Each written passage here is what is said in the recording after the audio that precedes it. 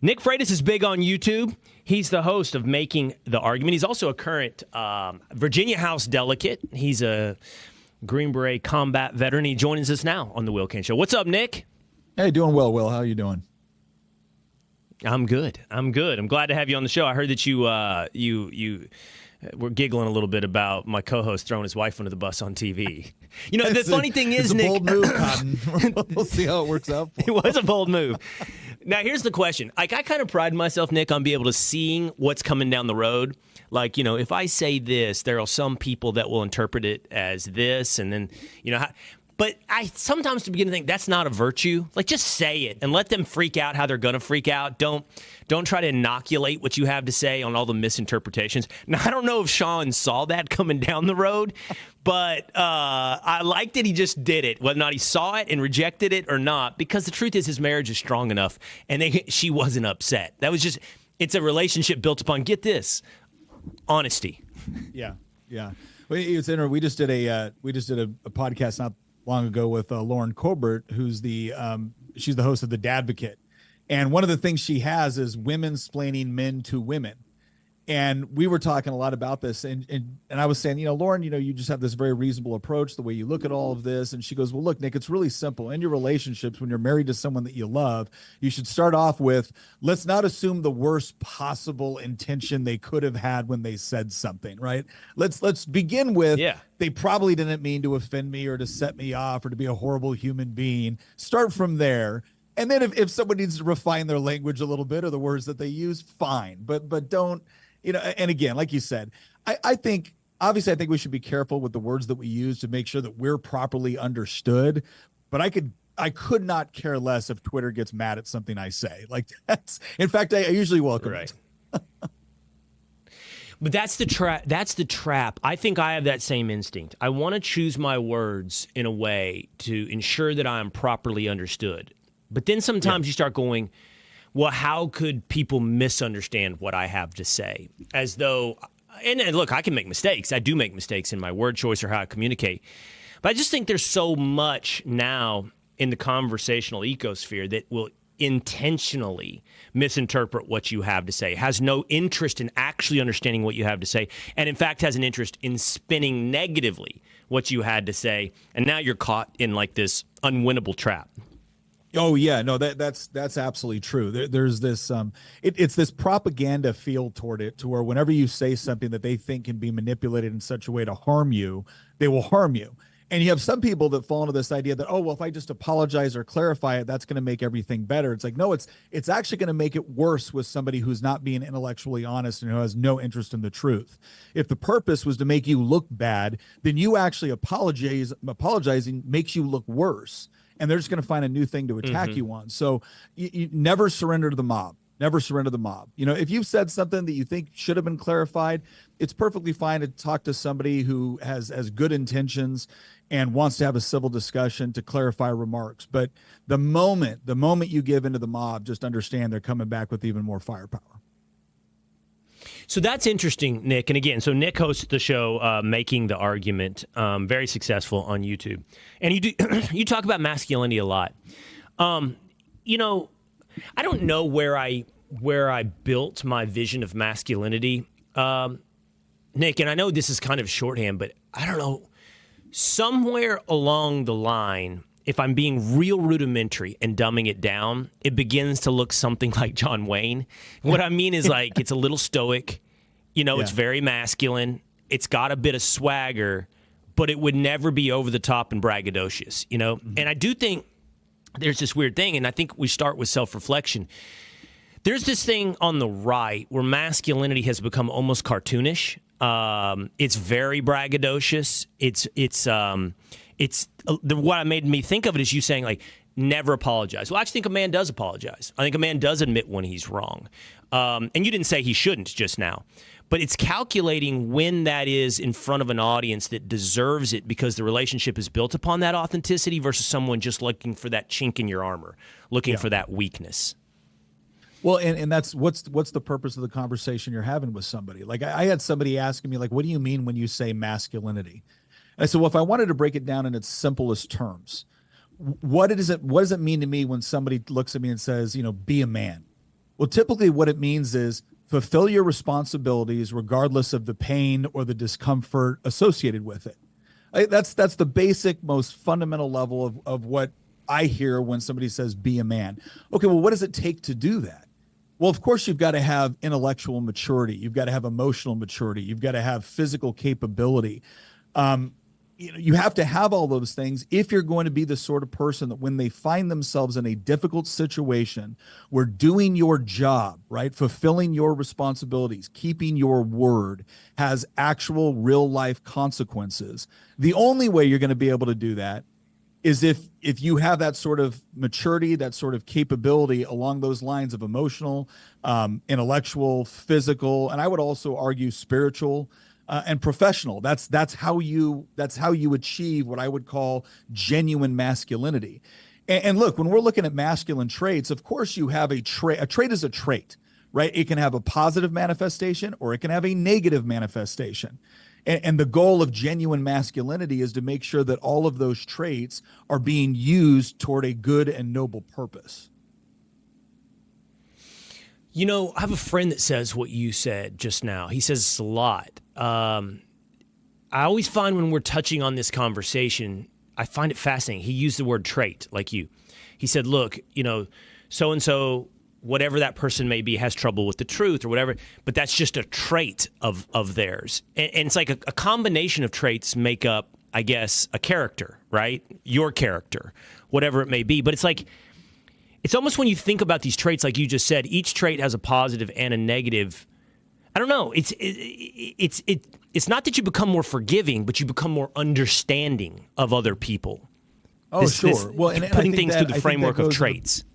I think that goes basically into the whole intellectual and emotional maturity. What does that mean? So, for instance, it became real popular to do this whole thing where it's like, oh, you know, men should cry and men should be vulnerable and men should be able to discuss their feelings. And it's like, okay, but here's what we found is that the people that are hardest on us when we do that are women, right? So this idea that it's just a bunch of men getting around and we don't have the time to talk to one another. No, actually, women are the hardest on us when we show vulnerability. And I don't, and I want to clarify this. It's not that I don't think men should have the emotional maturity to understand. I just walked my oldest daughter down the aisle, right, to get married. And when we did our father of the bride dance, I'm going to tell you right now, man, I lost it. I lost it because I love that little girl more than life itself. And she's going off to get married. And yeah, I was overcome with just the emotion of how proud I am of her, how proud I am of them as a married couple. And she deserved to see that vulnerability in me. She deserved to see that tenderness in me, right? But I don't give that to everybody. Not everybody gets that. Why? Because I also have to be prepared to be the sort of man that can protect and provide for my family. And I can't do that if every time something emotional comes up, I'm losing it because I got to cry or discuss my feelings. And so it goes back to that idea of understanding, and that's where the maturity component comes in. Where do these traits, how do they manifest in a particular situation? And do you have the maturity to understand that, yes, in this situation, this is appropriate, and this one, it's not. But under no circumstances, this is one thing that I think should be key to masculinity. Under no circumstances am I supposed to be weak. Tender at times, yes. Loving at times, absolutely. Understanding, forgiving, merciful, yes. But never weak. I'm supposed to be strong as a man. I'm supposed to be strong for the people that I love. I'm supposed to be strong for the things that I value so that my children, my wife, my children could know that I can be the safe harbor in the storm. And then every once in a while, when it's one of those moments, when it's safe, when it's appropriate, yeah, they get to see that side of me that nobody else gets because it's for them. You know, most polling shows that, as I said in your introduction here, one of the biggest political divides is between young men and young women. Like young men, and I'm talking about even into their teenage years now, into their early 20s, are increasingly swinging to the right. You know, we talk a lot about young people and Gen Z, millennial, whatever it may be. But most of the stuff we see it appears to be, from the polling perspective, a minority of men and a super majority of young women. The majority of young men are actually, you know, swinging to the right. How do you explain what's happening between young men and young women? I think there's a couple of things. I said one, I think that when you look at fourth wave feminism and you look at this kind of oppressor-oppressed dynamic, one of the things that political parties in this country have essentially done is they've created this false dynamic where if you fit into this category, you're the oppressed. And so we're going to be the ones to take care of you, right? It's going to be our political party. It's going to be the government. It's going to be those things. And the things that are oppressing you are men or masculinity or traditional marriage or gender roles or anything like that.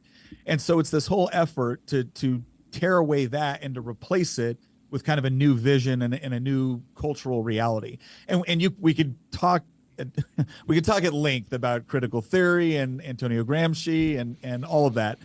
But the bottom line of it is that men, especially young men for the long time, have now been putting up with, I would say over like a decade, maybe 2 decades of this idea that you're bad and you're the source of all the problems. And, I'd rather be in the woods with a bear than you. And you got young men looking around going, okay, wait a second. I know there were legitimate causes. I know there's legitimate issues, but I'm 16. How am I responsible for any of this crap? And then it translates into this whole idea that no, by virtue of you being a man, you're the problem. And now you have to give penance and you have to go through this struggle session. And I think enough young men got to the point where it's like, you know what? This doesn't make sense. This is crap. And I'm not going to do it.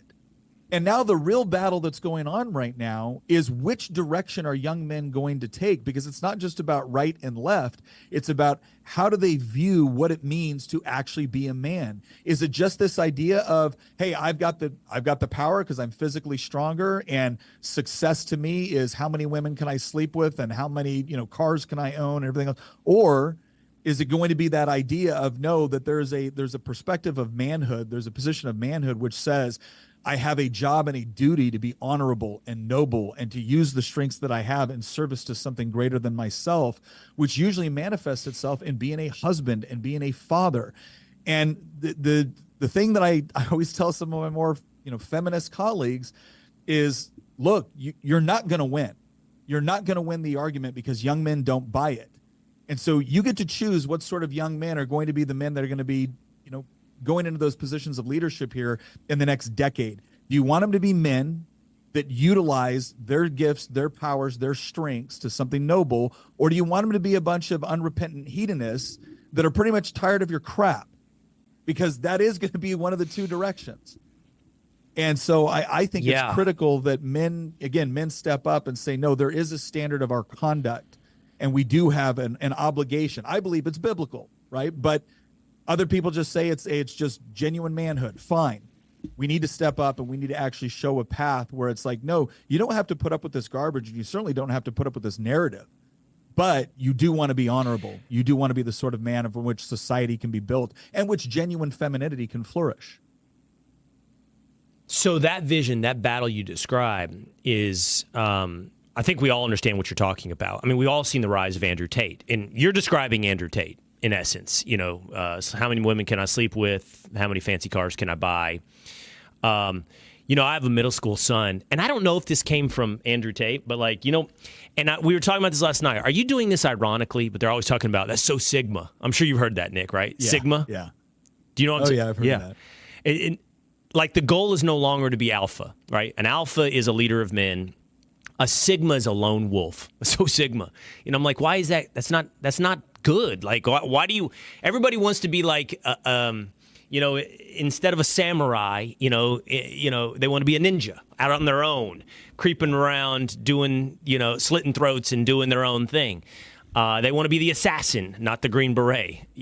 I don't know what it is, or I guess I do know it's pretty shallow, and you can see the appeal of that battle you described, of that hedonistic Andrew Tate style vision of manhood versus, I assume, one that you're championing here today and on your channel. Like that's the vision of manhood you're selling. It's a harder sell, by the way. It is. But I think I hope it's a successful sell. Well, Ken, and let me say something too here, because obviously there's a lot of disagreements I have with things that Andrew Tate has done and said.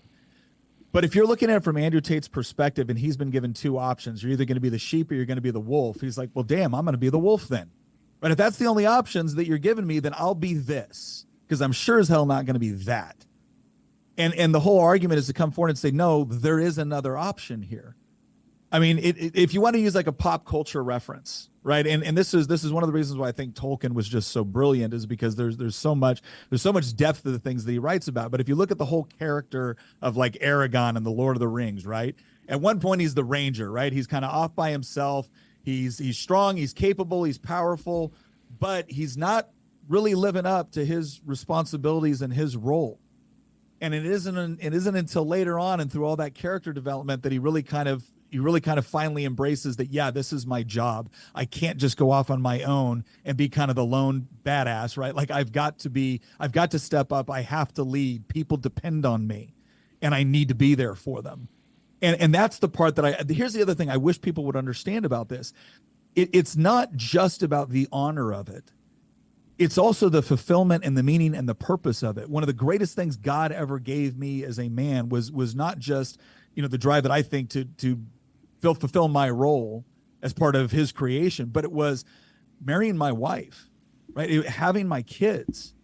And I think some people look at that and are like, well, anybody can get married. Anybody can have kids. Yeah, anybody can have a wedding. Anybody can sire children. That's very, very different than building a life with somebody, building a marriage with somebody, building a family. That takes work. That takes effort. That takes sacrifice.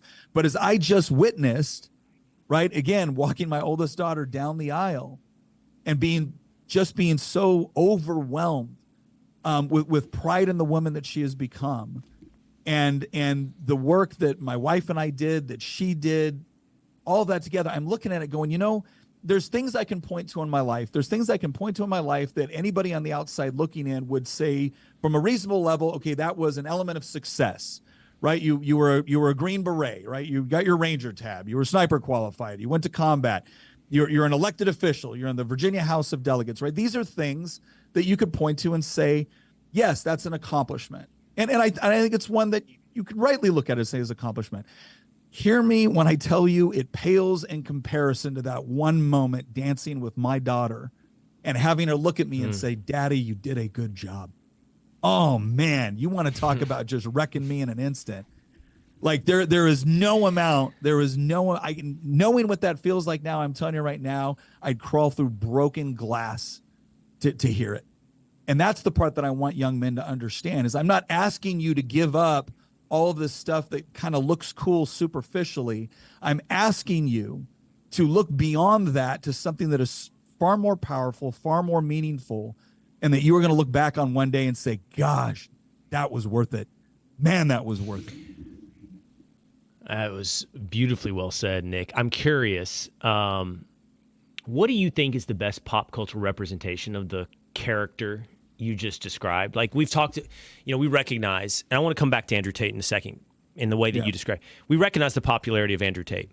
Okay, you just used Aragorn. I was never that into Lord of the Rings. Now I want to give it another shot. But what is the best example? I mean, what you're describing is actually the true hero arc story of humanity, or we wouldn't be here today. Like that character you just described is the one that has put humanity on its shoulders and driven it forward through all of its great achievements. And yet I still think, it needs its champion today. It needs its character. It needs its turned into the superhero that people aspire to be. Otherwise, they do aspire to the wolf. Yeah. I don't know that I could point to a contemporary character that describes what I just described. There's certainly been, again, I think Aragorn and Lord of the Rings was a good reference toward it. I certainly grew up watching John Wayne, and there were certainly John Wayne movies that I thought exemplified that. But I think, and again, I'll go back to my faith. I mean, Christ is the ultimate representation. But if we're talking about also that role of people that are again willing to sacrifice, willing to stand up and do what's best for their families, their children, I think it's unfortunate that I can't point to a modern contemporary character and say, oh yeah, it's that. Right. And I think that's intentional. If I'm being honest, I think that is intentional. I think that Hollywood for some time now has decided to throw out any vestige of the old storytelling where we could look at heroes, even flawed heroes, that went through an enormous amount of development to become the sort of people that we could like and admire. I think if you look at what Disney did to Star Wars, it was all about killing your old heroes and then replacing them with characters that had no arc, no journey. They just showed up, and their only flaw was they didn't believe in themselves enough. And it's this idea that, well, this is the new message. These are your new heroes. Abandon your old ones and accept these. No, because fundamentally we know something is wrong with that. But honestly, what I'm hoping people are going to see more heroics in. And I would love to see it reflected on the big screen, right? I would love to see it reflected in pop culture, but I want to see it reflected more in just families. I'm very grateful to the fact that I could look and look. My mom and dad got divorced when I was 3, but both of them stayed involved. Both of them, exemplified something for me that I got traits out of both that, where with my dad being a strong man and a homicide detective. And I remember always wanting to live up to this ideal of, my dad goes out there and he helps people. He wakes up out of a dead sleep at 2:00 in the morning because he's the one they call when someone is needed. Right. And my mother was a nurse, went all over the world helping people in need. And it was that idea of caring and nurturing and being willing to put herself in danger to do it when she felt called to do it. And so when I think about the heroics that have been the most influential in me, I'm actually very grateful. I'm not looking to a superhero. I'm looking to people that were in my life, right, whether it was family, whether it was friends, whether it was people I served with overseas, where I know for a fact I can pick up the phone right now to some guy I haven't talked to in 3 years and say, hey, man, I need you. And he'd be on a plane. Why? Because we went through some stuff together in combat. And if I say I need you, he knows I do. And he could do the exact same thing, and I would do that for him as well. And that's where we're going to find more of it. It's going to be more in just people stepping up and fulfilling those roles, keeping their word, and being willing to demonstrate, being willing to sacrifice for something greater than themselves. Again, that's awesome. It's really well said. And that's what we're trying to protect, though. We're trying to protect the existence of that hero in everyday society, in every home, in every family, in every service. And I think you and I both worried about losing it from, honestly, both sides of the attack, And by the way, just to put a button on that Andrew Tate thing, I don't know if you used a good analogy. It was kind of interesting. He had two choices. He could be a sheep or he could be a wolf. And he's like, well, I'm not going to be a sheep, so I choose the wolf. It reminds me of that scene in American Sniper. I don't know if Chris Kyle is sitting at the dinner table with his dad, talking about Navy SEAL sniper Chris Kyle, and his dad says there's 3 types of people. There's sheep, there's wolves, and there's sheepdog. And he's like, and we are not raising sheep or wolves in this house. And he says it in more colorful language and explains it. But the whole point is to be that third option that essentially you're describing, which is the sheepdog, the dog that protects the sheep from the wolf. Yeah. No, and that was one of the things we used to talk about in the military is that, and it was always important to understand as well, because sometimes sheep has a negative connotation, and I understand that. But the whole purpose when we talked about it from the idea of you had civilization, you had civilians and civilization, you had the threat to civilians and civilization called the barbarians, whatever it was. And we were the ones that stood on the wall. Now understand something, that doesn't make you better than the people that you're protecting. It means you're fulfilling a different role within that society and that civilization. And the proper role is one where the people that are, again, doctors and business owners and doing all of the things that make our lives better through providing goods and services, and like all of that is wonderful. The guys that stand on the wall are respected for the sacrifices that they play when they do that, but they also have an appreciation for what it is that they're protecting. And when that gets disconnected is when you have a real problem within civilization. And so, again, the hope is that we have people that are not only willing to stand on the wall, but also when that time is done, because there is a point where like, okay, my job is not to be on the wall anymore. My job is to do something differently. But it's still about understanding the complementary role that is played. It's not competitive with one another. It's complementary in order to protect civilization from the people that would do it harm. What a fascinating discussion, Nick. I'm glad to get to know you. People can check out more of your stuff. It's Making the Argument with Nick Freitas. He's on YouTube. Subscribe to his channel. By the way, as we mentioned several times, he's a current delegate at the Virginia House of Representatives and a former Green Beret. Thank you so much, Nick. Glad to have you here on the Will Cain Show. Hey, thanks for having us on. Appreciate it.